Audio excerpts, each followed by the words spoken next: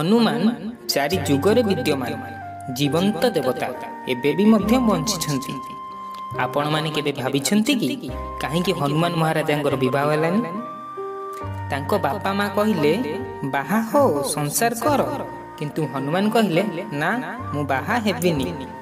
तापर किछि झियो पिला माने आसी कहिले महाराज आम सह बाहा हुअन्तु, किंतु हनुमान हसिकी कहिले मु बाहा हेबिनी। झियो माने कहिले काहेकि कारण कौन? सेठू हनुमान कहिले मो बापा पवन, जहा को पवन छुईची से सबु मोर माँ। तुम भितर एमिति किए अछि कि जहा को पवन छुईनी? एही कथा सुनी समस्ते चुप रहिले। पवन स्पर्श बिना किए बंचिछि?